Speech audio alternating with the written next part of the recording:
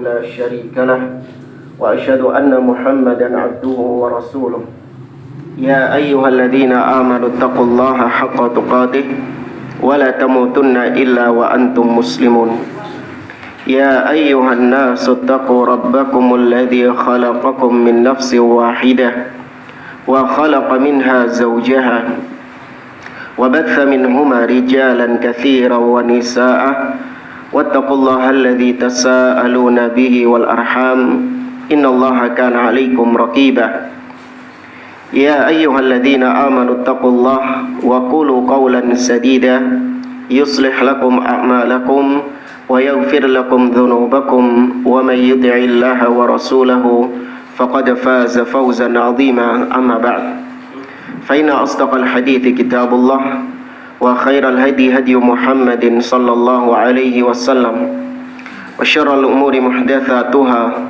وكل محدثة بدعة وكل بدعة ضلالة وكل ضلالة في النار.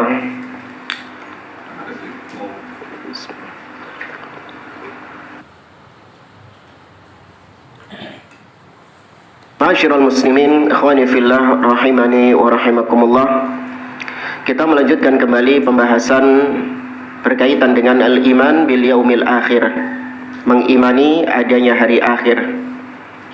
Setelah pada pertemuan yang lalu kita membahas tentang iman terhadap adanya al-haud atau telaga Nabi SAW di akhirat. Kemudian kita beranjak ke perkara hari akhir berikutnya, yaitu as-sirat. Ya, as-sirat ini juga menjadi perkara yang wajib untuk kita imani tentang adanya as-sirat. Kata Syekhul Islam dalam akidah wasitiyahnya, beliau mengatakan was-siratu mansubun ala matni jahannam, dan mengimani adanya sirat yang dibentangkan di atas neraka jahanam. Wa huwal jisru alladhi bainal jannati wan nar. As-sirat adalah jembatan yang terbentang antara surga dan neraka, yakni di bawahnya ada neraka, di ujungnya ada surga. Kemudian para ulama berbeda pendapat tentang kaifiyah sirat ini, tentang bagaimananya sirat ini. Di antara para ulama ada yang mengatakan as-sirat adalah jalan yang luas. Ya, as-sirat itu jalan yang luas yang dilalui oleh manusia sesuai dengan kadar amal-amalnya ketika di dunia. Maka sirat di sini kata sebagian ulama jalannya itu luas. Dan ini pendapat yang kurang tepat, kata Syekh Muhammad bin Shalih Al-Utsaimin, karena sirat itu sifatnya sebagaimana yang dikabarkan oleh Nabi SAW. Sirat itu adalah dahdu wa mazillah. Sirat itu adalah tempat manusia tergelincir, terpeleset. Maka kalau sirat itu jalan yang luas, maka nggak mungkin sifatnya itu terpeleset atau tergelincir. Berarti di situ menunjukkan bahwa sirat itu bukan jalan yang luas, namun jalan yang sempit. Ya, jalan yang sempit. Maka yang benar pendapat yang kedua, yaitu huwa siratun daqiqun jiddan. Sirat itu adalah jalan yang sangat kecil sekali. Sebagaimana hadis Abu Sa'id Al-Khudri radhiyallahu taala anhu, bahwa Nabi menggambarkan tentang sirat, bahwasanya sirat itu adaku minasya'r. Sirat itu lebih tipis daripada rambut, wa ahaddu minas saif, dan lebih tajam daripada pedang. Ya, ini yang sahih, yaitu sirat jalan yang kecil, lebih tipis daripada rambut dan lebih tajam daripada pedang. Kalau kita membenarkan pendapat yang kedua, maka muncul pertanyaan, ya pertanyaan sederhana orang-orang awam, logikanya, kok bisa ada orang yang lewat di jalan yang lebih tipis daripada rambut itu? Ya, muncul pertanyaan demikian. Maka dijawab bahwasanya anna umurul akhirah la tuqasu bi umurid dunya. Ini kaidah yang penting yang sering kita sampaikan, perkara-perkara akhirat itu nggak boleh dikiaskan dengan perkara duniawi. Nah, ini berlaku bukan cuma sirat saja, berlaku bagi semua perkara-perkara akhirat. Jangan dikiaskan dengan perkara duniawi. Kita sudah membahas tentang padang mahsyar, di mana ketika di padang mahsyar matahari diapakan? Didekatkan. Sama muncul pertanyaan juga, kok bisa ada orang yang masih hidup ketika itu matahari didekatkan? Ya, ini semua karena dia mengkiaskan kondisi di dunia dengan kondisi di akhirat. Ya, maka tentu berbeda. Kemudian jawaban berikutnya, fallahu ta'ala ala kulli syai'in qadir. Allah maha mampu atas segala sesuatu. Wala nadri kaifa ya'burun, kita nggak tahu bagaimana manusia itu kok bisa lewat di jalan yang sempit itu, jalan yang tipis itu. Hal yajtami'una jami'an fi hadzal tariq aw wahidan ba'da wahidin. Apakah manusia ketika melewati sirat mereka bersama-sama berjamaah melewati sirat itu atau gantian satu-satu siratnya? Semua masalah ini sepanjang ada dalilnya maka kita tetapkan. Namun kalau tidak ada dalilnya maka kita tidak berbicara tentang hal tersebut. Ya, kayak pertanyaan tadi, yang benar yang mana? Sirat itu dilalui oleh manusia secara berjamaah lewatnya atau sendiri-sendiri? Wallahu a'lam, karena ini perkara gaib. Ya, perkara gaib itu hanya bisa ditentukan dengan dalil. Ada dalil baru wani ngomong, berani berbicara. Tapi kalau tidak ada dalil maka kita berhenti, tidak membicarakannya. Ya. Kemudian kata Syekhul Islam rahimahullah, yamurru alaihin nasu ala qadri a'malihim. Manusia ketika di sirat mereka menyeberangi sirat itu sesuai dengan kadar amalan mereka. Faminhum man yamurru kalamhil basar. Di antara manusia ada yang melewati sirat sekedipan mata. Wis tutup. Satu kedipan mata. Wa minhum man yamurru kalbarqi. Ada juga yang melewati sirat secepat kilat. Ya, ini lebih lambat lagi. Lebih cepat mana? Kedipan mata atau kilat? Kedipan mata. Ya, ada lagi yang berjalan seperti melalui sirat seperti kilatan petir. Wa minhum man yamurru karrih. Ada yang melewati sirat itu seperti angin yang berhembus. Wa minhum man yamurru kal farasil jawad. Dan ada yang melewati sirat seperti kuda yang cepat. Wa minhum man yamurru karukabil ibil. Ada juga yang melewati sirat seperti berjalannya unta. Wa minhum man ya'du udwan. Ada juga yang melewati sirat dengan tergesa-gesa seperti orang yang berlari. Wa minhum man yamshi masyan. Ada juga yang melewati sirat dengan berjalan. Wa minhum man yashafu zahfan wa minhum man yakhtifu khatfan wa yulqa fi jahannam. Ada juga yang melewati sirat dengan terbata-bata, dengan merangkak. Ada juga yang melewati sirat namun ternyata dia tergelincir, terjatuh ke dalam neraka jahannam. Ini semua bukan dari latihan. Iya. Jadi nanti nggak perlu latihan kayak sirkus. Iya, di dunia latihan kayak sirkus itu. Tanyai sama keluarganya, ngapain mas? Latihan ngelewati sirat, gak ada hubungannya. Iya, pemain sirkus saja belum tentu bisa melewati as-sirat. Ya, karena semua ditentukan dengan kadar amalannya. Fa'inal jisra alaihi kalalib takhtufun nasu bi'a'malihim. Karena jembatan tersebut ada kail-kail yang mengaitkan jembatan itu, yang mana kail-kail ini itu akan menyambar orang-orang yang melewati sirat tersebut. Ya, akan menarik dan menyambar-nyambar orang yang melewati sirat itu. Semua tergantung dari amalannya.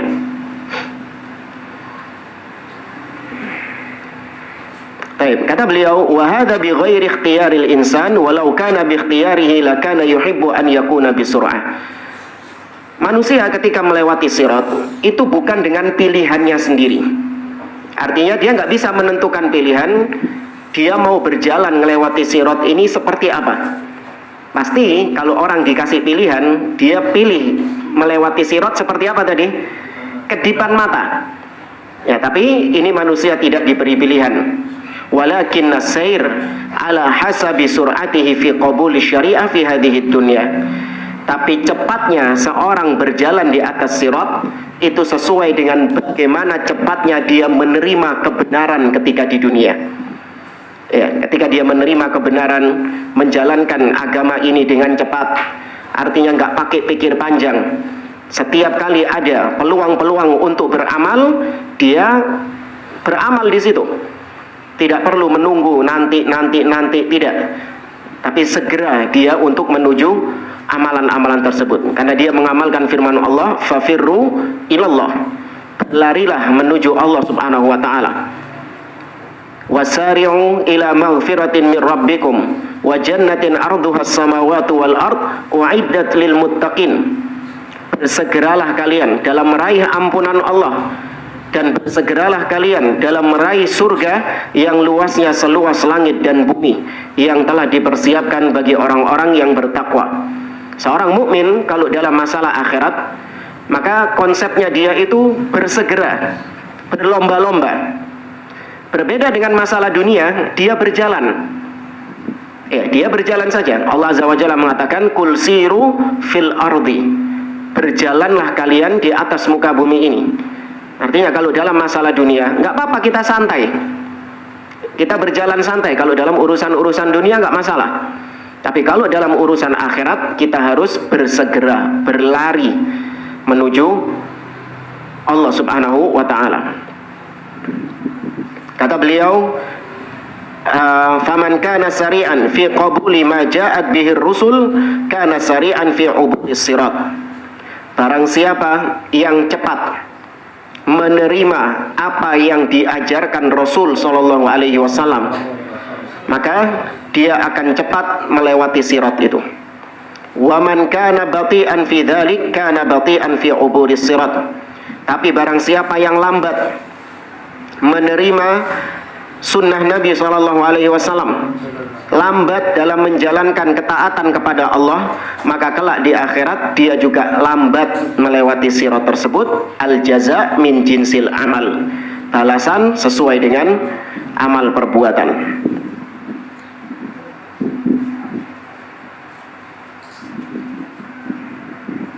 Baik, kemudian tadi disebutkan bahwa ada orang-orang yang jatuh ke dalam neraka.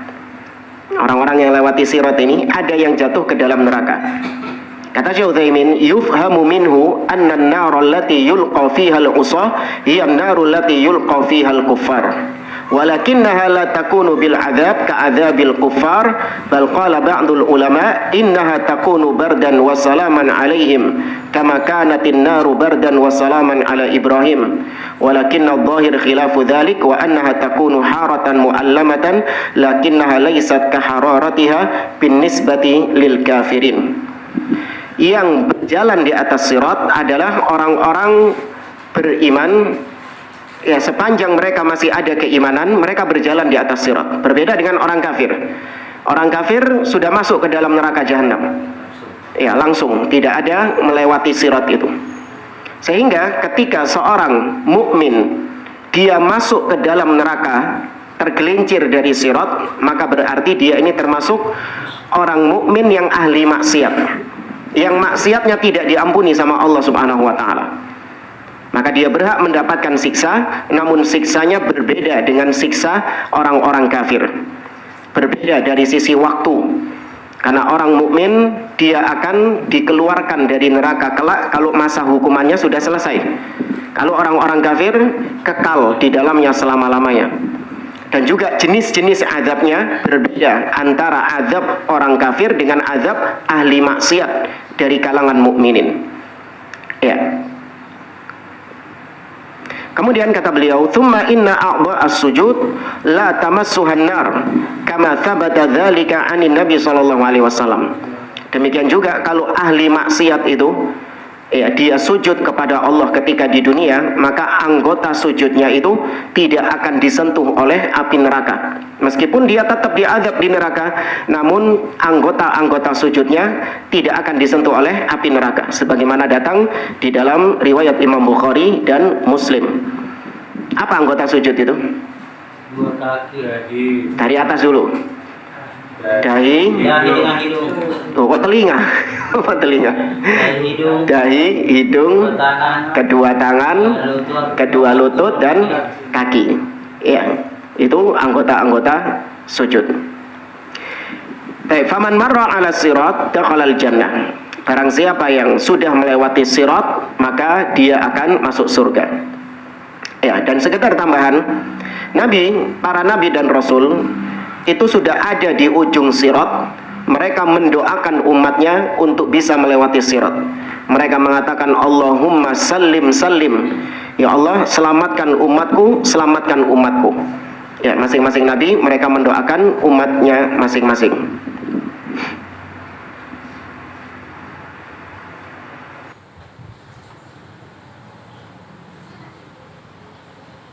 Baik, kemudian jamaah rahimani wa rahimakumullah, setelah melewati sirat maka ada yang namanya qantoroh.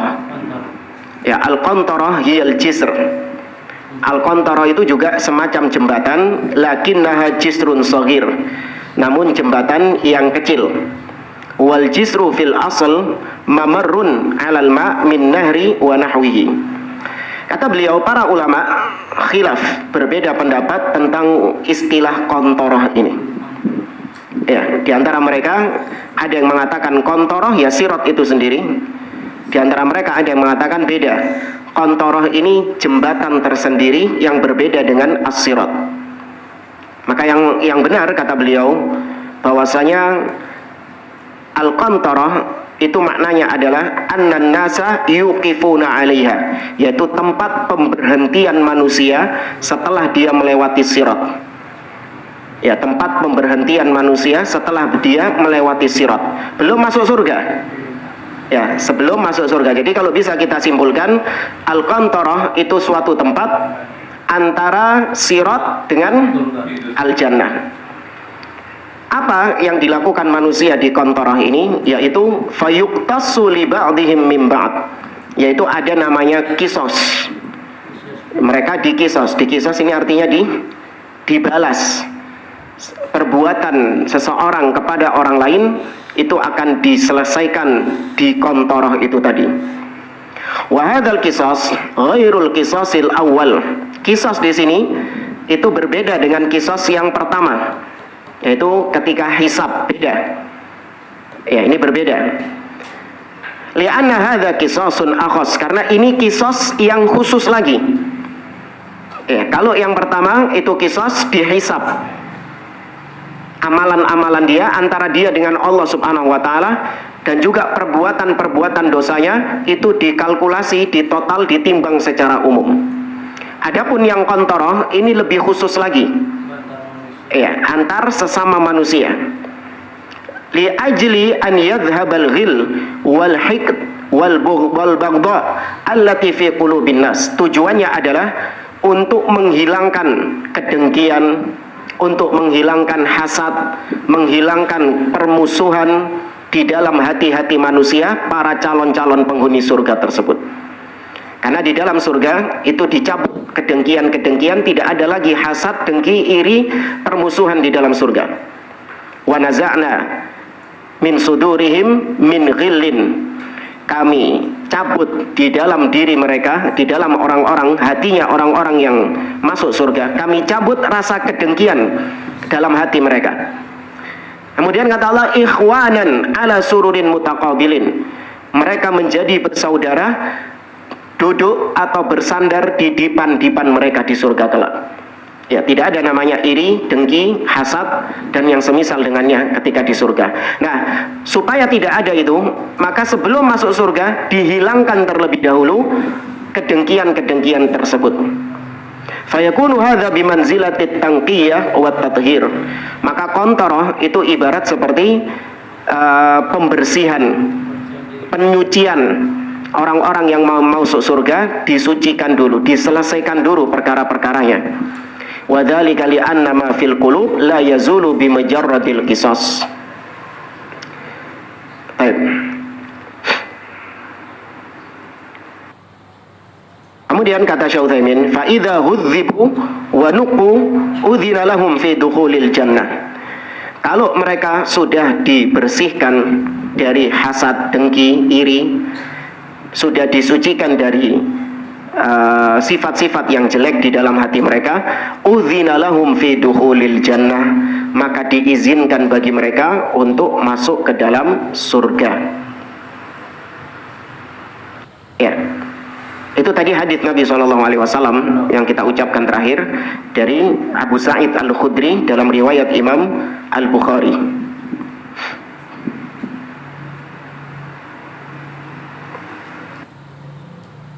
Kata Syekh Utsaimin, fa innahu yu'dzan lahum fi dukhulil jannah, fa idza udzina lahum fi dukhulil jannah fala yajiduna al-baba maftuhan. Ketika mereka sudah diizinkan masuk surga, ternyata surganya masih tutup. Iya, ternyata surganya masih belum buka. Mereka sudah dapat clearance, sudah dapat izin untuk masuk surga. Tapi ternyata ketika mereka datang ke surga, pintu surga masih tertutup. Walakinna Nabiyya sallallahu alaihi wasallam yashfa' ila Allah fi ayyaftaha lahum babal jannah. Disinilah Nabi sallallahu alaihi wasallam berperan sebagai seseorang yang memberi syafaat, memberi bantuan kepada calon-calon penghuni surga untuk bisa masuk ke dalam surga. Allah atau Nabi minta kepada Allah Subhanahu wa taala. Karena Nabi yang jadi perantara. Bukan Nabi yang ngasih syafaat, bukan. Nabi menjadi perantara. Nabi minta izin kepada Allah untuk dibukakan pintu surga, kama sayati fi aqsami syafa'ah, sebagaimana dijelaskan dalam bentuk-bentuk syafaatnya Nabi. Nabi punya syafaat dari Allah Subhanahu wa taala berbagai macam bentuknya. Syafaat Nabi kepada orang-orang di padang mahsyar, syafaat Nabi kepada pamannya Abu Thalib untuk diringankan siksanya, syafaat Nabi kepada para penghuni surga agar mereka dibukakan pintu surga, syafaat Nabi kepada penghuni neraka untuk diangkat dari neraka. Ya, dan banyak syafaat-syafaat jenis-jenisnya dari Nabi Shallallahu Alaihi Wasallam. Selesai sudah pembahasan tentang as-sirat dan juga al-qantarah atau al-qisas. Pembahasan berikutnya yaitu dukhulul jannah, memasuki surga Allah. Nas'alullah ayaj'alana min ahlil jannah. Semoga Allah Azza wa Jalla menjadikan kita min ahlil jannah. Pembahasan yang ditulis oleh Syekhul Islam di sini adalah wa awwalu man yastaftihu babal jannah Muhammadun sallallahu alaihi wasallam. Dan yang pertama kali membukakan pintu surga, minta dibukakan pintu surga adalah Nabi sallallahu alaihi wasallam. Ini sebagaimana riwayat Imam Muslim, Nabi sallallahu alaihi wasallam bersabda, "Ana awwalu syafi'in fil jannah." Kata Nabi, aku adalah manusia yang memberikan syafaat pertama kali di surga. Artinya pertama syafaat pertama di surga yaitu membukakan pintu surga bagi penghuninya. Dalam riwayat yang lain Nabi mengatakan, ana awwalu man yaqra'u babal jannah. Dalam riwayat yang lain Nabi mengungkapkan, aku adalah manusia pertama yang mengetuk pintu surga untuk dibukakan. Dalam riwayat yang lain Nabi menceritakan, ati babal jannah yaumal qiyamah. Aku mendatangi pintu surga pada hari kiamat.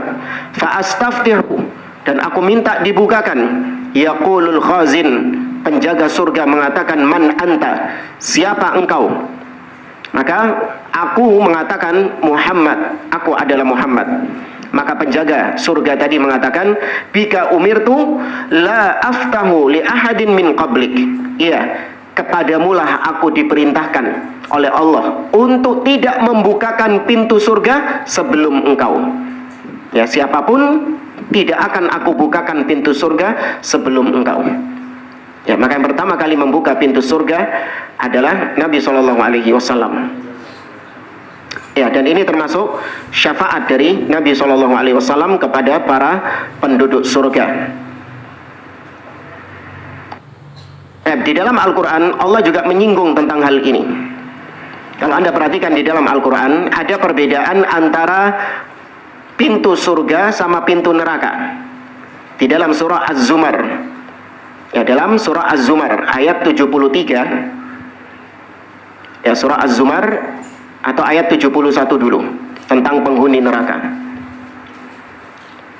Allah mengatakan hatta idza ja'uha hatta idza ja'uha futihat abwabuha. Enggak pakai uha.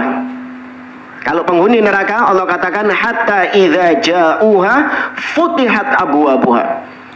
Ketika mereka datang ke neraka langsung futihat abwabuha, terbuka pintu neraka itu. Jadi mereka datang kondisi neraka sudah terbuka, karimul butok. Gak pakai nunggu, oh ini belum terbuka ini, show-nya belum mulai ini. Enggak, langsung. Beda sama surga. Kalau surga ada kalimat wa, hatta idza ja'uha wa futihat abwabuha. Sampai ketika mereka datang ke surga, wa futihat abwabuha, dan kemudian ada jeda di situ, baru dibukakan pintu surganya. Nah, wa di situ, jedanya di situ adalah yaitu Nabi Shallallahu Alaihi Wasallam minta untuk dibukakan pintu surga itu.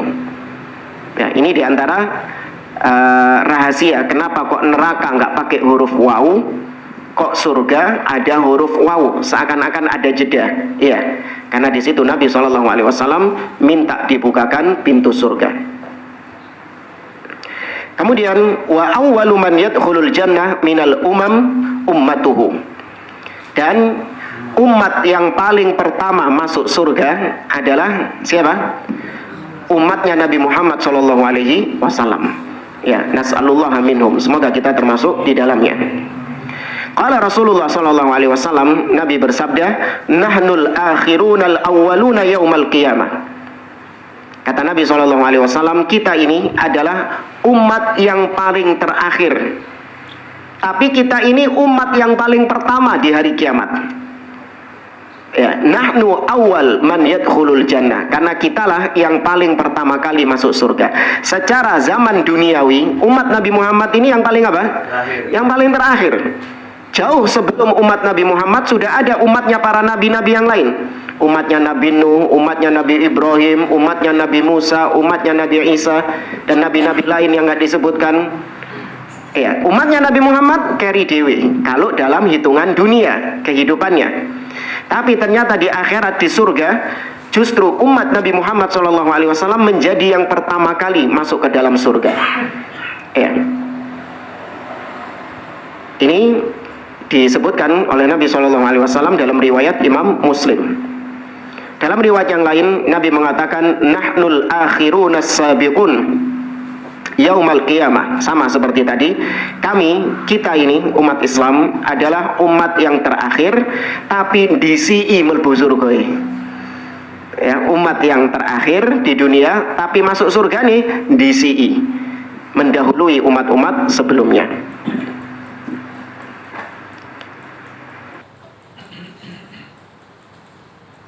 Baik, kemudian pembahasan berikutnya tentang abwabul jannah, tentang pintu-pintu surga. Pintu surga disebutkan ada berapa? Ada 8. Ya, pintu surga ada 8. Tapi di dalam Al-Quran hanya disebutkan tentang pintunya saja, tapi tidak disebutkan jumlah pintunya berapa. Itu tadi ayatnya, hatta idza ja'uha wa futihat abwabuha. Surga itu ada pintunya. Tapi sekali lagi, meskipun sama-sama pintu, surga ada pintunya, di dunia juga ada namanya pintu, namun harus diyakini kaifiyahnya sama atau beda? Berbeda. Meskipun maknanya sama, pintu itu adalah sesuatu yang digunakan untuk membuka dan menutup. Ya, maknanya sama. Tapi bentuknya bagaimana? Jangan disamakan kayak pintu-pintu gini. Ya, beda. Bagaimana? Wallahu a'lam. Tidak ada dalil yang menyebutkan kaifiyah pintu surga itu bagaimana, wallahu a'lam. Ya, tapi jumlah pintu surga ada 8, itu sahih. Disebutkan di dalam riwayat Imam Muslim dari sahabat Uqbah bin Amir radhiyallahu anhu, suatu ketika Nabi SAW tatkala berwudu, ya, kemudian Nabi mengatakan bahwa barang siapa yang berwudu seperti wudunya ini, tidaklah seorang berwudu dengan wudu seperti ini illa futihat lahu abwabul jannati tsamaniyah, melainkan akan dibukakan bagi dia pintu surga yang 8. Yadkhulu min ayyiha syaa, dia dipersilahkan untuk masuk dari pintu manapun yang dia kehendaki. Di situ Nabi SAW menyebutkan ada berapa? 8. Disebutkan jumlahnya 8, maka kita tetapkan. Fahadhil abwab kanat thamaniyatan bihasabil a'mal. 8 pintu itu sesuai dengan amalan-amalan yang dikerjakan oleh seorang hamba. Li'anna kulla babin lahu amal. Karena setiap pintu akan dimasuki oleh orang yang rajin mengerjakan amal tersebut. Fa ahlus shalah yunadawna min babis shalah. Maka orang yang rajin salat dia akan dipanggil dari pintu salat. Wa ahlus sadaqah min babis sadaqah. Sedangkan orang yang rajin bersedekah dia akan dipanggil dari pintu sedekah. Wa ahlul jihad min babil jihad. Orang yang berjihad di jalan Allah dia akan dipanggil dari pintu jihad. Sedangkan wa ahlus siyam, orang yang rajin berpuasa, dia akan dipanggil dari pintu Ar-Rayyan, jangan pintu puasa. Disebutkan namanya beda. Kalau tadi sesuai dengan amalannya, babu sholah, babu sodaqoh, ya babu al-jihad, ya babu siyam, bukan babu siyam, ya babu Ar-Rayyan. Ya, dan amalan-amalan lain yang disebutkan merupakan amalan khusus dari pintu surga tersebut. Wallahu a'lam, tidak disebutkan secara spesifik amalan apa saja 8 pintu ini, hanya disebutkan tadi sebagiannya saja. Dari mana kita mengambil pintu surga itu? Ada bab pintu sholat, pintu puasa, pintu sedekah, dan pintu Ar-Rayyan. Hanya 4 yang disebutkan.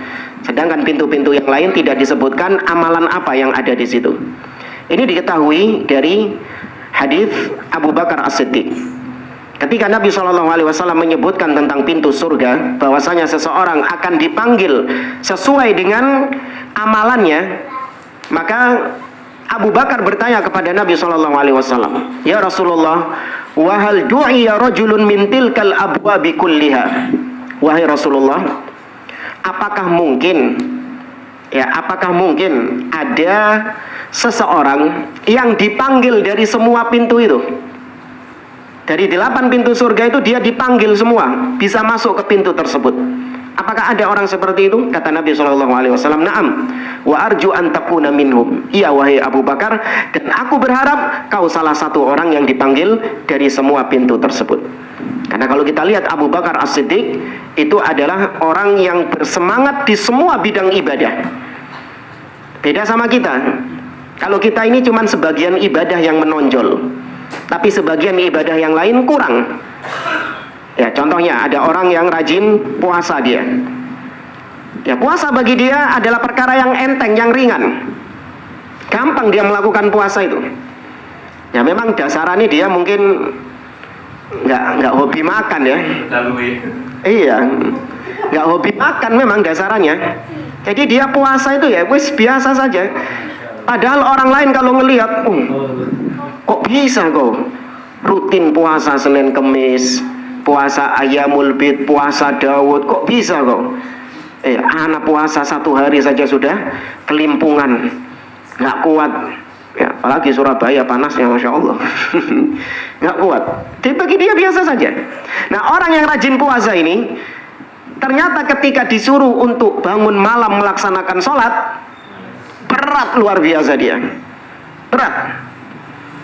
Ketika disuruh untuk bersedekah, berat. Ketika disuruh untuk membaca Al-Quran, berat. Ya, tapi kalau suruh puasa, gampang dia. Dan ada orang yang kebalikan dari itu. Gampang bagi dia untuk melaksanakan sholat malam, mudah baginya. Gak pakai pasang beker, gak pakai pasang alarm, tangi dewe. Dan tidak ngantuk sama sekali, padahal mungkin dia baru tidur cuma 1 jam 2 jam saja. Iya, habis sholat tidur sebentar, bangun sholat subuh, kemudian kembali beraktivitas. Orang-orang ngelihat kok bisa ya? Iya, anak nggak bisa kayak gitu, susah bangunnya, karena capek dan seterusnya. Nah, orang yang rajin qiyamul lail ini, rajin sholat tahajud ini, kalau disuruh puasa, berat dia, susah. Iya, padahal gampang, kari sahur tok kan harusnya kan. Iya, mumpung sudah bangun kari sahur tok. Susah tapi dia. Iya. Maka kita masing-masing ini punya spesialis amalan sendiri-sendiri. Ini yang sunnah ya, kalau yang wajib harus dikerjakan semua. Iya, jangan ada alasan saya sholat yang memang lebih menonjol. Kalau puasa saya enggak menonjol. Ramadan enggak pernah puasa.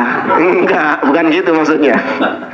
Ini yang amalan-amalan yang sunnah. Kalau wajib ya tetap dikerjakan, enggak ada yang menonjol, enggak ada yang harus menonjol semuanya kalau yang wajib. Baik, maka Abu Bakar termasuk orang-orang yang amalan-amalannya itu menonjol semuanya.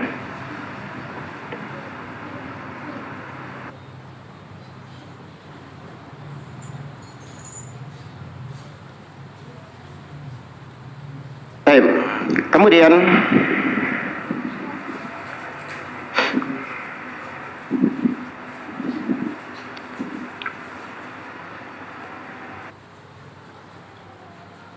ya, perkara berikutnya adalah berkaitan dengan asy-syafaat. Ya, berkaitan dengan syafaat. Syafaat sudah pernah kita singgung ketika pembahasan tentang padang mahsyar. Ya. Tapi di sini dibahas lebih khusus lagi berkaitan dengan asy-syafa'ah. Syafaat maknanya adalah talabu al-khair lil ghair. Syafaat itu artinya adalah menjadi perantara kebaikan untuk orang lain. Ya, gitu saja. Syafaat itu artinya adalah menjadi perantara kebaikan untuk orang lain. Nah, kebaikan di sini bisa berupa sesuatu yang bermanfaat bagi dia atau untuk mencegah sesuatu yang berbahaya. Contoh, syafaat dalam perkara-perkara duniawi. Seperti misalnya Anda bekerja di suatu perusahaan, kemudian Anda melihat ada tetangga Anda pengangguran, belum bekerja, dan dia lagi cari pekerjaan. Maka Anda bilang kepada bos, "Bos, saya punya tetangga, dia orangnya ini rajin, ya, pintar, jujur, dan seterusnya. Ya, tolong pekerjakan dia, bos. Kalau kita butuh karyawan, saya sarankan pekerjakan dia." Maka sama bosnya diterima. "Ya, nggak apa-apa. Saya terima dia bekerja di sini." Berarti Anda memberi syafaat kepada orang tersebut. Karena yang jadi perantara siapa? Anda. Tapi di sini sifatnya tetangga Anda, dia mendapatkan manfaat dari syafaat Anda. Dia pengangguran, akhirnya jadi pekerja. Manfaat enggak? Manfaat. Nah, syafaat bisa juga bentuknya itu mencegah mudarat. Anda menjadi perantara untuk mencegah kemudorotan bagi orang tersebut.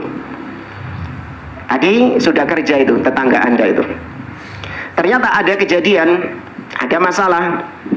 Tetangga Anda tadi terancam untuk dipecat. Ya, dia terancam di PHK.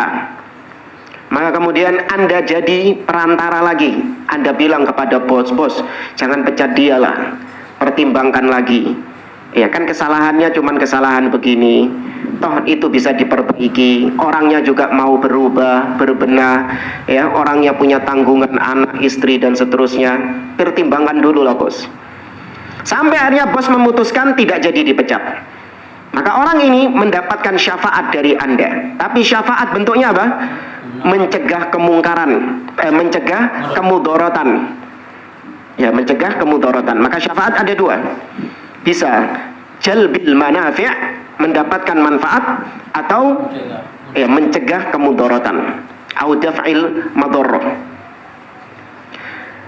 Syafaat, kata Syekh Utsaimin, terbagi menjadi dua, ada syafa'ah batilah dan ada syafa'ah sahihah. Syafaat yang batil dan ada syafaat yang sahih. Syafaat yang batil yaitu seperti syafaatnya orang-orang musyrikin Quraisy, di mana mereka menyembah berhala-berhala, menyembah sesembahan-sesembahan mereka, karena mereka menganggap berhala tersebut bisa memberikan syafaat kepada mereka di sisi Allah Subhanahu wa taala, bisa menolong mereka, menjadi perantara bagi mereka di sisi Allah. Ini syafaat yang batil. Ya, syafaat yang batil. Allah mengatakan dalam surah Yunus ayat 18, wa ya'buduna min dunillahi ma la yadurruhum wa ma la yanfa'uhum wa yaquluna haula'i syufa'auna 'indallah. Dan mereka menyembah selain Allah apa-apa yang tidak bisa mendatangkan manfaat dan tidak pula bisa mendatangkan mudarat kepada mereka. Tapi mereka mengatakan berhala-berhala inilah pemberi syafaat kepada kami di sisi Allah Subhanahu wa taala. Maka tertolak, berhala nggak bisa menolong mereka. Ya, berhala nggak bisa menyelamatkan mereka dari siksa Allah Azza wa Jalla, dan tidak pula bisa membuat mereka mendapatkan syafaat untuk masuk ke dalam surga. Nggak bisa. Ya, maka syafaat yang seperti ini diminta kepada selain Allah, ini syafaat yang tertolak, tidak bermanfaat bagi orang yang memintanya. Seperti orang-orang yang menyembah, minta-minta kepada kuburan-kuburan keramat, kepada wali-wali yang telah mati dengan meyakini bahwa itu syafaat, maka ini tertolak. Ya. Kemudian adapun syafaat yang sahihah, ya, syafaat yang benar itu terbagi menjadi syafaat yang benar itu ada, ya, syafaat yang benar ada dua syaratnya.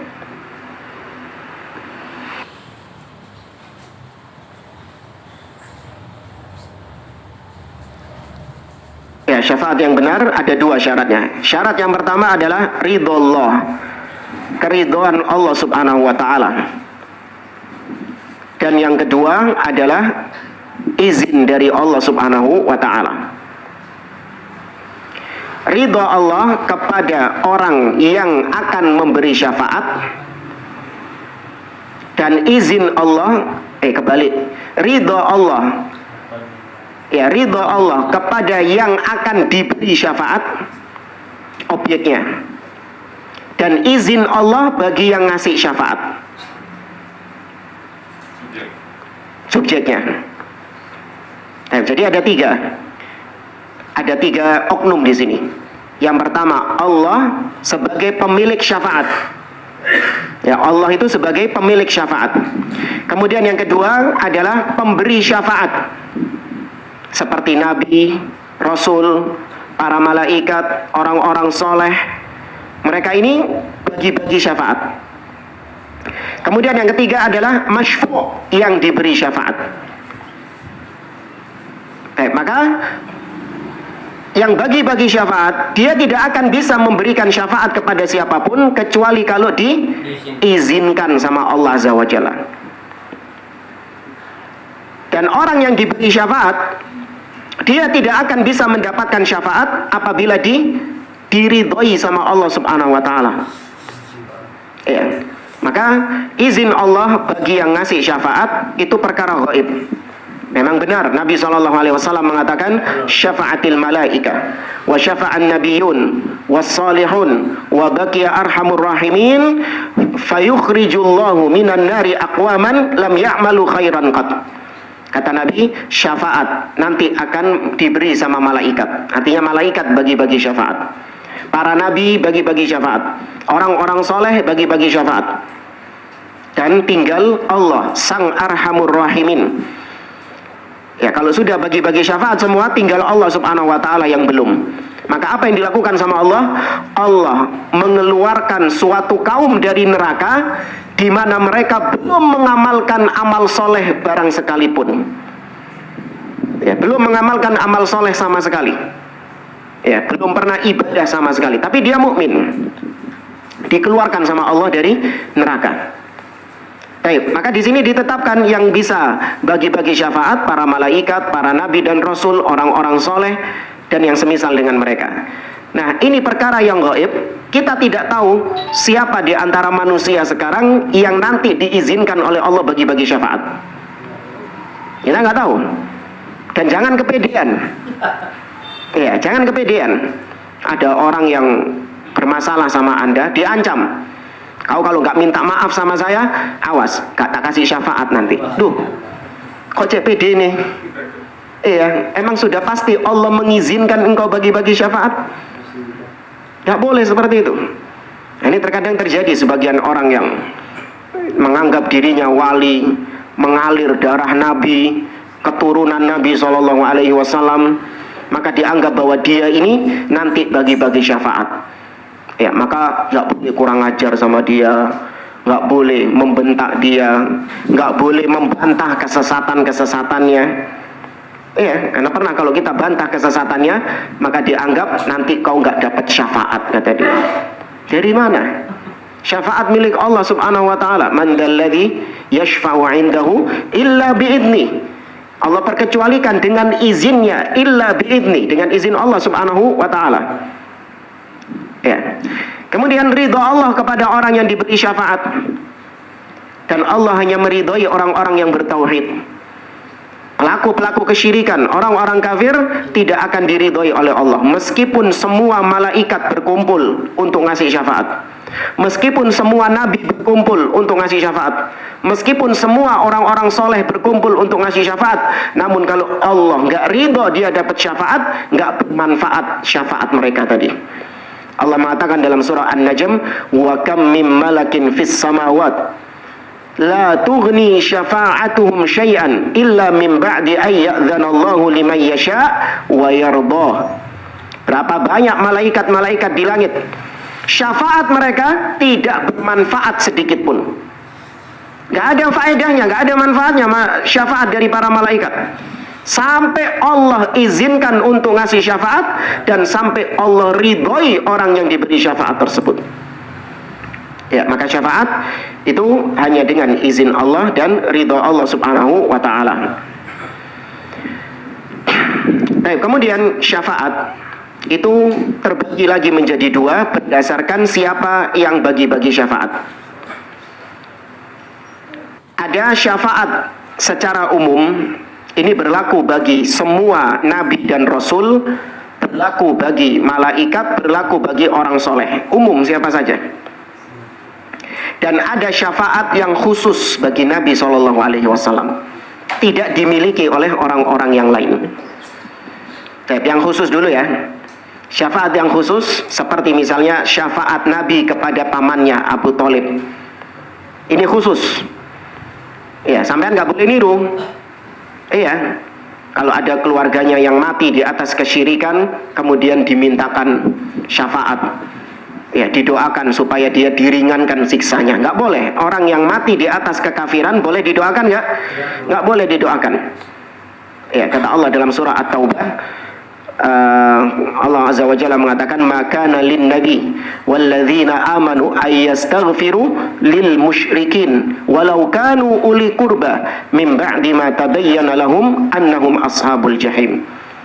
Tidak pantas bagi nabi dan orang-orang yang beriman untuk memintakan ampun kepada Allah bagi orang musyrik setelah jelas bahwasanya mereka ini penghuni neraka jahanam.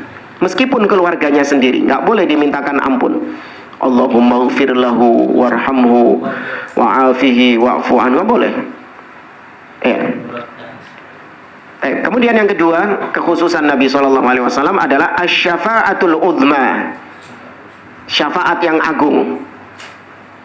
Allah mengatakan, asa ayyab'atsaka rabbuka maqaman mahmuda. Maqaman mahmuda maksudnya adalah asy-syafa'atul uzma, syafaat yang agung. Apa itu syafaatul uzma?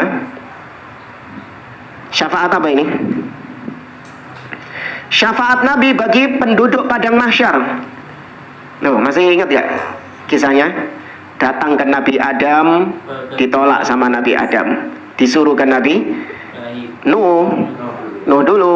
Mereka pergi kepada Nabi Nuh, ditolak.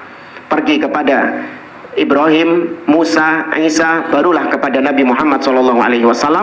Nabi sujud kepada Allah, minta supaya perkara mereka segera diputuskan. Karena mereka nggak sabar nunggu terlalu lama di padang mahsyar. Maka Nabi minta kepada Allah. Maka Nabi jadi perantara mereka. Nah, ini syafaat uzma, syafaat yang agung. Khusus Nabi Muhammad SAW. Nabi-nabi lain nggak iso. Ya.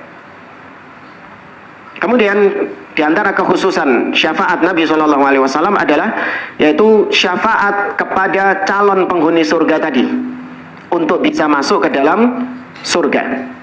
Karena Nabi satu-satunya yang membukakan pintu surga. Pintu surga tertutup, maka Nabi jadi perantara mereka untuk membukakan pintu surga. Nah, itu syafaat. Tapi 3 syafaat ini adalah khusus buat Nabi SAW, tidak kepada nabi-nabi yang lain. Adapun yang lain itu berlaku bagi Nabi Muhammad juga dan berlaku bagi semua nabi dan rasul.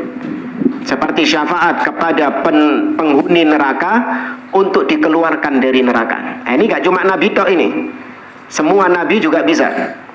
Orang masuk neraka, orang yang beriman ya, masuk neraka, kemudian dapat syafaat, diangkat dari neraka. Atau orang yang dia divonis masuk neraka, tapi belum masuk neraka dia, tapi dia harusnya masuk neraka, tapi ternyata dia mendapatkan syafaat, gak sido mlebu neraka, gak jadi masuk neraka, kemudian dimasukkan ke dalam surga. Itu bukan khusus buat Nabi Muhammad saja, tapi juga para nabi dan rasul yang lain. Demikian juga syafaat yang menaikkan derajat di surga. Karena kita tahu surga itu bertingkat-tingkat. Seorang yang derajatnya di bawah itu bisa naik ke atas karena syafaat. Ya, karena syafaat. Baik, ini syafaat untuk menaikkan derajat di surga itu juga sama, umum. Bukan hanya berlaku bagi Nabi Muhammad SAW, tapi juga kepada para nabi dan rasul yang lain.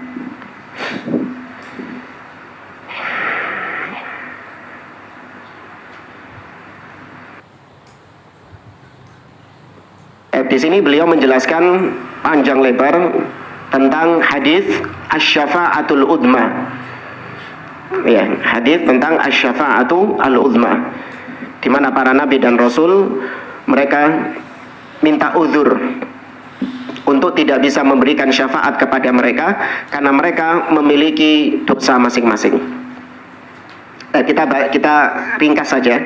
Nabi Adam ketika didatangi sama orang-orang di padang mahsyar, supaya Allah memutuskan, minta kepada Adam agar Adam minta kepada Allah agar segera diputuskan perkara mereka, Nabi Adam menolak. Karena apa? Ya, karena pernah bermaksiat kepada Allah, yaitu mendekati pohon yang dilarang oleh Allah Azza wa Jalla. Kemudian ke Nabi Nuh. Ya, kepada Nabi Nuh juga minta uzur, nggak bisa. Apa alasannya Nabi Nuh?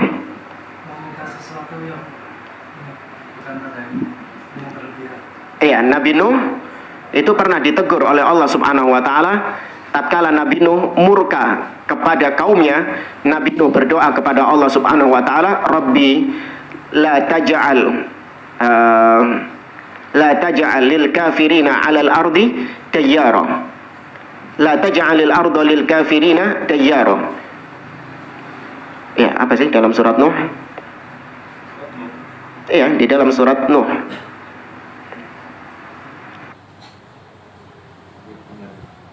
Ya Allah, janganlah kau jadikan muka bumi ini, janganlah kau jadikan orang-orang kafir tersisa di atas muka bumi ini. Ya. Atau juga kesalahan kemaksiatan Nabi Nuh alaihissalam, yaitu ketika Nabi Nuh protes kepada Allah gara-gara anaknya ditenggelamkan. Ya, dalam surat Hud Nabi Nuh mengatakan kepada Allah, "Inna bni min ahli wa inna wa'dakal haq." Ya Allah, sesungguhnya putraku itu termasuk keluargaku, dan engkau sudah berjanji bahwa yang selamat di atas kapal adalah keluargaku. Maka Allah menegur Nabi Nuh, innahu laisa min ahlik, innahu amalun ghairu salih. Fala tas'alni ma laisa laka bihi ilm, inni a'idzuka an takuna minal jahilin. Wahai Nuh, sesungguhnya anakmu itu bukan keluargamu. Ya, bukan keluargamu, meskipun secara biologis anaknya Nabi Nuh, tapi disebut ahlul baitnya Nabi Nuh tidak. Karena dipersyaratkan ahlul bait harus orang yang soleh, harus orang yang beriman. Sedangkan anakmu itu ghairu soleh, bukan anak yang baik, tapi dia kafir kepada Allah. Maka jangan kau meminta kepadaku sesuatu yang kau tidak memiliki ilmu tentangnya. Inni a'idzuka, aku peringatkan engkau agar jangan menjadi termasuk orang-orang yang jahil. Ya. Maka Nabi Nuh minta uzur karena dia pernah berbuat salah. Nabi Ibrahim juga minta uzur. Kenapa Nabi Ibrahim meminta uzur? Nah, karena dia berbohong. Ya, sebenarnya bukan berbohong sih. Tauriah, ya, siasat. Ya. Kemudian Nabi Musa, ya, karena pernah membunuh seseorang dari Kipti, dari penduduk Mesir, seperti di dalam surah Al-Qasas. Sedangkan yang tidak menyebutkan uzur adalah cuman Nabi Isa alaihissalam.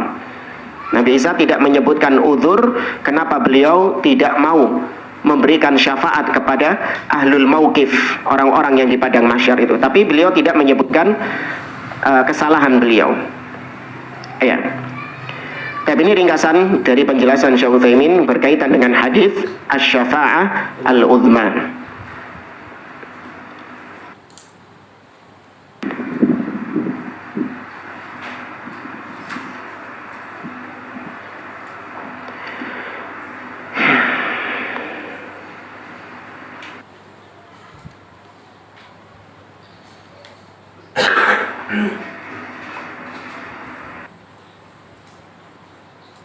Baik jemaah rahimani wa rahimakumullah.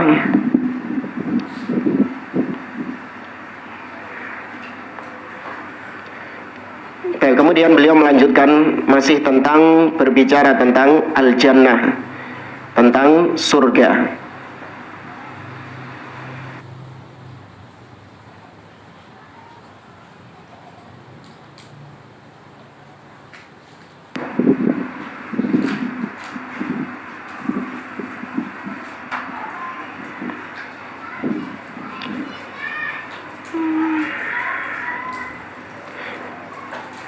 Tapi di sini beliau tidak menyebutkan tentang neraka ya. Di syarah Al-Aqidah Al-Wasithiyah beliau hanya berhenti sampai keimanan terhadap surga, namun beliau tidak menyebutkan tentang keimanan terhadap an-nar, neraka. Hanya sedikit saja di sini beliau menyebutkan tentang neraka. Tapi insya Allah mungkin kita carikan di referensi-referensi yang lain berkaitan dengan sifat-sifat surga dan sifat-sifat neraka. Ya, jenis-jenis nikmat-nikmat yang ada di surga dan jenis-jenis azab yang ada di neraka. Wallahu a'lam bishawab. Saya kira ini yang bisa saya sampaikan di pertemuan hari ini. Mungkin ada yang mau ditanyakan, tafadhol. Ya. Yang ini saya pernah dengar syafaat dari sahabat-sahabat yang soleh. Itu masuk syafaat yang mana? Terus ada anak yang soleh, itu menaikkan derajat orang tuanya. Kalau nggak salah, anak pernah tahu itu. Dulu pernah kaji sama anak gitu. Iya. Itu syafaat orang-orang soleh. Oh, iya, masuk syafaat orang-orang soleh. Itu pun tadi kita katakan kita nggak bisa memastikan apakah kita ini diberi izin oleh Allah untuk bagi-bagi syafaat itu tadi. Karena Nabi SAW menyebutkan bahwa orang-orang soleh tatkala di hari kiamat mereka bertanya kepada Allah, Inna lana ikhwanan nusalli ma'ahu wa nasumu wa nahujju. Wahai Allah, dahulu kami punya saudara-saudara ketika di dunia. Kami salat bersamanya, kami puasa bersamanya, kami haji bersamanya. Wa ma narahu fil jannah, dan kami tidak melihat dia di surga. Maka Allah mengatakan, idhabu ilan nar fa'akhrij man kana fi qalbihi mithqala dzarratin minal iman. Pergilah ke neraka jahanam dan keluarkan teman-temanmu sepanjang masih ada keimanan di dalam dirinya, meskipun cuman ya sebiji saja. Ya, maka dikeluarkan. dari neraka jahanam tersebut. Ini hadisnya panjang. Ya, itu ditetapkan orang-orang soleh memberikan syafaat. Wallahu a'lam. Ya, yang lain? Kalau yang anak soleh pada orang tua. Ya, itu ditetapkan dari surah At-Tur. Salah satunya di surah At-Tur. Walladzina amanu wattaba'athum dzurriyyatuhum bil iman wa ma alatnahum min amalihim min syai'. Itu bukan dari neraka ya, diangkat ke surga ya, tapi tingkatan. Ya, itu berbicara tentang tingkatan Di surga. di surga. Posisi di surga ya. Iya. Bisa kalau diangkat dari neraka, anak soleh, anak tadi termasuk diantara jenis anak yang soleh. Untuk orang soleh. Iya, termasuk golongan orang-orang soleh, ya, mengeluarkan orang tuanya dari neraka. Itu bisa kalau dimasukkan ke orang-orang soleh. Tapi yang dibahas di sini adalah derajat di surga dinaikkan. Itu di surah At-Tur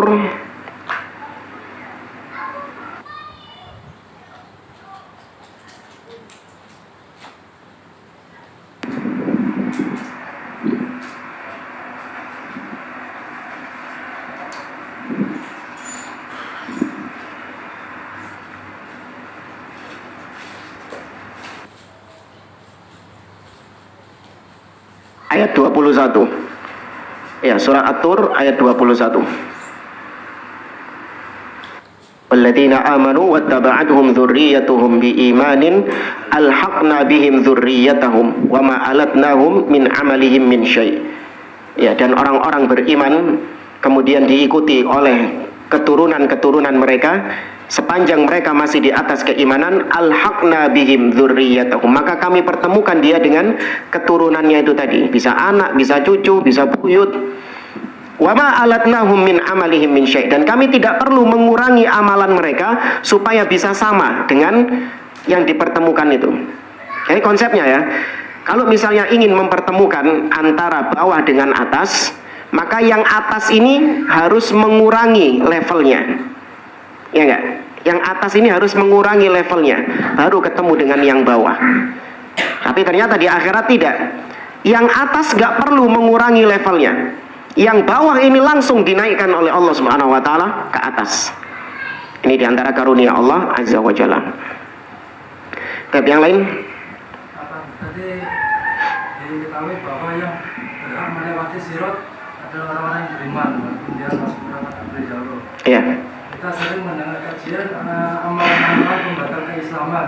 Akan yang saya mau tanyakan, ketika terjadi hujah sudah sering melakukan amalan-amalan pembatal keislaman, tetapi secara status mungkin beliau masih sholat atau zakat atau puasa, apakah masih salah satu yang bisa melewati sirat? Ya, kalau memang pembatal keislaman tersebut di sisi Allah Islamnya batal, maka sudah langsung dia masuk orang-orang kafir, tidak dianggap sebagai orang-orang mukmin, langsung masuk golongan orang-orang kafir, dia langsung masuk ke dalam neraka. Karena ya ibrahnya itu di sisi Allah Subhanahu wa taala. Ya, bukan di sisi manusia. Kalau di sisi manusia mungkin dia masih statusnya masih muslim. Tapi kalau di sisi Allah, orang ini statusnya sudah kafir. Ya, wallahu a'lam. Tapi masih termasuk yang dikatakan masih punya iman ya. Dia meyakini Allah. Ya memang ya, tergantung. Kalau memang pembatal keislaman tersebut memang sah sebagai pembatal keislaman yang dengannya dia keluar dari Islam, maka dikatakan tidak ada iman. Jadi dikatakan tadi orang masih sholat, berarti kan masih meyakini. Ya tetap ketika sudah pembatal keislaman itu gugur semua amalan-amalannya, sampai dia mungkin memperbaiki keimanannya tersebut. Sepanjang dia keimanannya memang melakukan pembatal keimanan seperti syirik kepada Allah Subhanahu wa taala, dan dia belum bertobat dari kesyirikan tersebut, maka meskipun dia melaksanakan sholat, apa manfaatnya? Apa manfaatnya dia melaksanakan sholat kalau ternyata dia masih berbuat syirik kepada Allah Azza wa Jalla, belum bertobat dari perbuatan syiriknya? Iya, karena syirik ini kata Allah, la in asyrakta la yahbatanna amaluka. Kesyirikan itu menghapus semua amalan-amalannya. Maka nggak mungkin dikatakan dia ini masih ada imannya, meskipun dia ini dalam hatinya masih beriman atau apa, namun semua itu tidak bermanfaat kalau dia masih syirik kepada Allah Azza wa Jalla. Maka Makanya ada analogi yang bagus dari Syekh Muhammad bin Abdul Wahab dalam kitabnya Al-Qawaidul Arba'. Beliau mengibaratkan syirik seperti hadas. Ya, syirik itu seperti hadas. Kalau kesyirikan itu merasuk dalam ibadah seseorang, artinya ibadahnya itu bercampur dengan kesyirikan, maka itu akan menggugurkan semua amalannya. Sebagaimana hadas, ketika merasuk dalam kesucian seseorang, maka menjadikan sucinya jadi batal semua, hilang. Ya, contoh misalnya ada seorang habis wudhu, dia wudhu dengan wudhu yang sempurna, disempurnakan wudhunya sama dia. Selesai wudhu masih basah ini, ya ternyata mohon maaf dia kencing meskipun cuman trip setengah tetes, seperempat tetes. Ya. Apa yang terjadi dengan wudhunya yang masih basah tadi ini? Ada batal semuanya. Nah, ketika dia selesai berwudhu tadi, dia melaksanakan sholat 1000 rakaat, jutaan rakaat dalam kondisi dia tanpa berwudhu. Sah nggak sholatnya tadi? Tidak diterima. Nah, demikian juga syirik.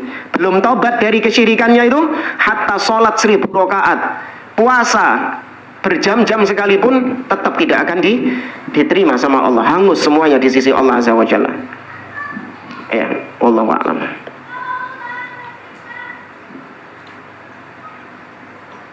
Tadi Ustaz menyinggung masalah berdoa kepada keluarga yang sudah melakukan kesyirikan, tidak boleh mendoakan. Bagaimana hukumnya orang-orang yang statusnya orang-orang yang mengatakan orang yang selain dari agama Islam dengan melakukan kesyirikan itu belum jelas statusnya nanti di hari akhir. Ya, tadi kita bicara hukum di akhirat. Kalau hukum di akhirat, maka ibrohnya, tolak ukurnya itu apa yang dilihat Allah Subhanahu wa taala. Hitungannya itu di sisi Allah. Tapi kalau di dunia, maka kita menghukuminya secara zahirnya saja. Ya, kita menghukumi seseorang secara zahir. Kalau kita nggak tahu orang tersebut berbuat syirik, yang kita tahu dia ini orang yang muslim, sholat, maka kita hukumi zahirnya memang dia seorang muslim. Ya, kita tunaikan haknya sebagai seorang muslim. Di luar itu urusan dia dengan Allah Azza wa Jalla. Nah, sama juga dengan orang yang berbuat kesyirikan, berbuat pembatal keislaman, namun ternyata masih ada pencegah-pencegahnya. Masih ada pencegah-pencegahnya. Mungkin dia jahil, ya nggak tahu kalau itu perbuatan syirik, atau mungkin dia nggak sengaja berbuat syirik itu, atau mungkin dia dipaksa untuk berbuat kesyirikan tersebut. Ya, kita nggak tahu. Termasuk itu kan? Itu masuk jahil. Ya, masuk jahil. Ya, kita nggak tahu. Karena yang bisa memvonis seperti itu harus dibutuhkan ulama-ulama yang dalam ilmunya. Ya, maka kita hukumi dia tetap seorang muslim, mati pun juga tetap boleh untuk kita doakan. Ya, kecuali kalau memang yang sudah parah kesyirikannya, ya dilakukan oleh orang yang bukan orang yang jahil, tapi orang yang berilmu. Ya, orang yang berilmu. Kemudian juga nggak ada uzur bagi dia ketika melakukan kesyirikan tersebut, maka boleh kita hukumi dia sebagai orang yang musyrik, ya orang yang kafir. Tapi kalau masih awam-awam, apalagi sebagian orang Indonesia ini juga nggak paham apa itu syirik, bagaimana bentuk-bentuk kesyirikan, maka mereka jahil, belum sampai ilmu kepada mereka. Ya, wallahu a'lam. Kalau ini kalau ada orang misalnya kadang sholat kadang enggak, ya istilahnya nggak lima waktu. Secara dohir kita tahu ya. Ya, ini khilaf di antara para ulama tentang hukmu tarikis sholat, hukum orang yang meninggalkan sholat. Imam Ahmad menghukumi orang yang meninggalkan sholat dengan sengaja tanpa udzur kafir. Karena Nabi SAW mengatakan, al-ahdu bainana wa bainahum tarkus sholat. Yang menjadi pemisah antara kita dengan mereka adalah sholat. Faman tarakaha faqad kafar. Barang siapa yang meninggalkannya, maka dia kafir. Apalagi, ya tadi sama orang yang sholatnya bolong-bolong, dia meninggalkan sholat, dihukumi meninggalkan sholat. Mau dia itu malas atau mengingkari wajibnya sholat, Imam Ahmad sama saja. Orang yang meninggalkan sholat dengan sengaja tanpa udzur, kafir statusnya. Sedangkan para ulama yang lain, terutama dari kalangan Syafi'iyah, ya Imam Syafi'i dan yang lainnya beranggapan orang yang meninggalkan sholat dengan orang yang kafir, orang yang meninggalkan sholat yang dihukumi kafir adalah meninggalkan sholat disertai dengan keyakinan sholat itu tidak wajib. Ya, disertai dengan keyakinan sholat itu tidak wajib. Tapi kalau meninggalkan sholat karena malas, maka Imam Syafi'i tidak menghukuminya kafir. Namun harus dihukum, dimintai tobat. Kalau nggak bertobat maka kutil, dibunuh. Tapi penguasa. Hati-hati. Jangan seneng gitu, jangan. Kalau sudah kayak gitu, kalau meninggal sholatnya gimana? Sholat jenazahnya? Ya, nah ketika meninggal, ini dibahas juga oleh para ulama, tatkala meninggal, bagi orang-orang yang meninggalkan sholat secara bolong-bolong tadi, ini dia kita tahu orangnya ini sering meninggalkan sholat, maka kita tetap menghukumi dia sebagai seorang muslim. Boleh untuk mendoakannya. Ya, karena memang para ulama lebih condong kepada pendapatnya Imam Asy-Syafi'i. Mereka masih muslim, akan tetapi mereka melakukan dosa besar. Mereka dihukumi masih muslim. Bagi orang-orang boleh mendoakan dia, boleh mensolatkan dia. Namun bagi seorang tokoh, nggak mesti ustadz, ya, bagi seorang tokoh masyarakat misalnya, entah mungkin di kampungnya dia ini jadi tokoh, jadi ketua, jadi apa ya istilahnya ya? Orang dihormati. Ya orang yang dihormati pokoknya dia ini. Artinya dia punya pengaruh di kampung tersebut. Iya, jadi panutan. Maka sebaiknya orang-orang seperti ini tidak ikut mensolatkan jenazah. Ya, sebagai tahdzir, peringatan bagi yang tidak melakukan sholat juga supaya berhenti. Tapi bagi masyarakat yang lain boleh dia untuk mengerjakan sholat. Nah tadi ustadz, tokoh masyarakat, ketika dia tidak ikut sholat jenazah, bukan berarti dia dilarang untuk mendoakannya. Gak apa-apa dia mendoakan. Ketika di rumah didoakan sendiri, ya, tapi tidak mensolatkan di hadapan orang banyak untuk memberikan efek jerah. Nah, wallahu a'lam. Iya, hanya menganggap remeh. Konco-konconya bilang, wah, tak apa-apa, wis. Dianggap remeh akhirnya. Tokohnya juga. Iya. Yang bahaya kalau tokohnya juga tidak sholat. Bahaya. Sok-sokan nggak mau mensolati orang yang meninggalkan sholat, dia sendiri juga jarang sholat. Apakah dengan yang seseorang yang mati dengan memiliki hutang? Iya. Bagaimana Ustaz? Pada saat ada keluarga yang mau misalkan untuk menanggung, apa kita tetap wajib untuk mengikuti sholat jenazahnya? Itu berlaku buat berlaku buat tokoh-tokoh masyarakat, entah dia ustadz atau dia orang yang punya pengaruh di kampung tersebut. Maka ada orang yang sangkut pautan hutang, belum dibayar hutangnya, dia boleh untuk tidak mensolatinya. Tapi orang-orang lain disuruh sholat sama Nabi. Ya, sahabat-sahabatnya lain disuruh sholat. Bukan terus semua nggak sholat sampai utangnya dibayar, enggak. Ya tetap disolati. Wallahu a'lam. Katanya ada riwayat nggak misalnya sirup itu sampai di belah rambut 7 bagian itu ada riwayatnya? Wallahu a'lam. Iya. Itu juga sering dibilangkan rambut dibagi 7. Tidak ada riwayat yang sahih tentang hal tersebut, seperti rambut dibagi 7. Yang ada kuminasya'r, lebih tipis daripada rambut. Wallahu a'lam, kalimat itu tersebar apa mungkin untuk menggambarkan hadis Nabi tadi, lebih tipis daripada rambut. Ya, dibagi 2 saja sudah tipis itu. Apalagi bagi 7 itu. Ya, tidak ada kalau penyebutan dibagi 7 tadi. Wallahu a'lam. Iya. Iya. Termasuk kalau kita dolim orang walaupun kafir di dunia dan saling memaafkan, tetap bisa.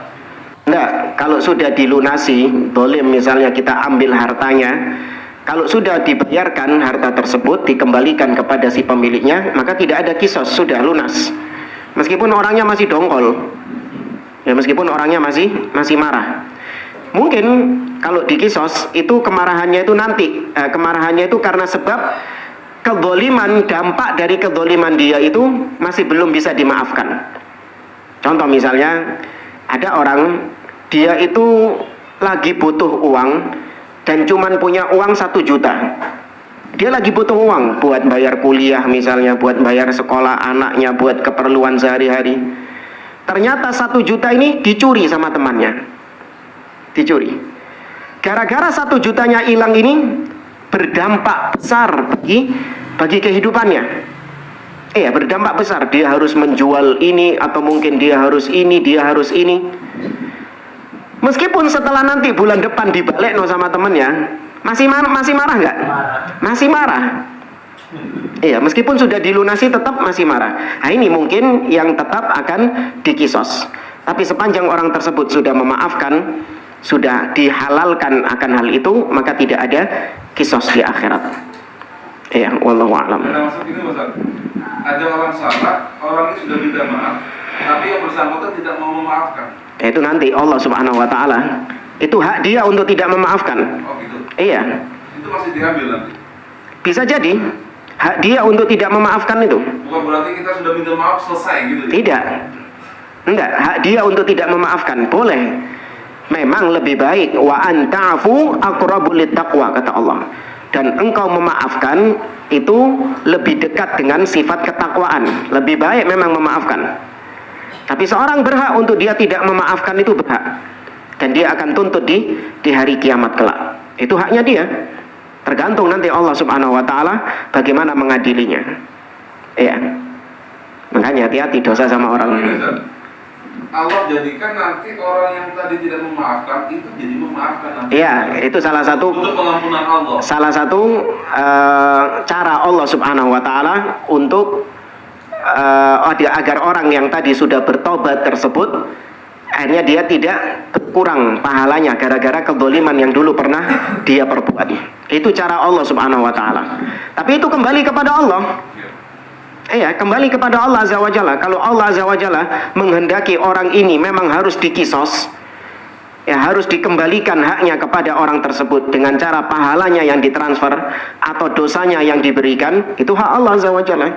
Kita nggak tahu. Ya, makanya sebisa mungkin kita tidak mendolimi orang lain. Ya, sebisa mungkin kita tidak mendolimi orang lain. Wallahu a'lam. Apa ini bagaimana hukum orang yang membuat buku dengan menggambarkan katanya ini siksa-siksa di neraka, dan bagaimana hukum untuk membaca buku anak-anak itu dulu ya? Enggak. Sekarang itu ada katanya mau terbit untuk anak-anak. Tidak ada. Kalau digambarkan dengan gambar seperti itu jauh daripada apa yang disiksa atau apa yang ada di neraka. Karena kata Abdullah bin Abbas, ma fid dunya mimma fil jannah illal asma. Tidaklah yang ada di dunia jika dibandingkan dengan apa yang ada di surga, termasuk di neraka juga, kecuali yang sama hanya sebatas namanya saja.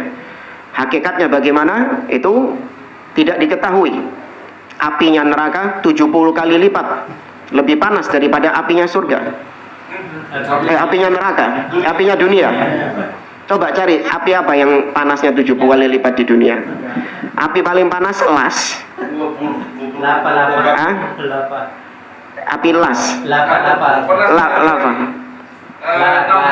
6.000 derajat sampai ke 10.000 derajat. Api apa itu? Itu api yang lahar. Lumayan yang agak-agak panas di sekitar sampai 10.000 gitu. Nah ya, api lahar. Pernah saya dengar Safik, enggak salah. Api sekarang tuh tiada penelitian itu sampai 6.000 sementara ini. Sementara ini 6.000 derajat Celcius. Alhamdulillah. 70 ya. Di Surabaya 35 derajat. 40 derajat panasnya. 40 derajat sudah tersiksa. Itu leleh itu 1.000 kan. 1000 sudah meleleh ya. Alhamdulillah. Kremasi itu berapa itu? Di atas itu.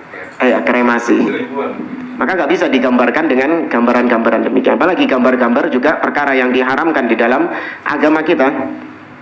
Dikatakan di hari kiamat bagi para penggambar-penggambar, ahyau ma tasnaun, hidupkanlah apa yang telah kalian gambar ketika di dunia itu. Ya, maka cukup kita cukupkan dengan hadis Nabi Shallallahu Alaihi Wasallam. Nah, wallahu a'lam. Saya kira ini yang bisa kita sampaikan. Kita akhiri. Subhanakallahumma wa bihamdik asyhadu an la ilaha illa anta astaghfiruka wa atubu ilaik.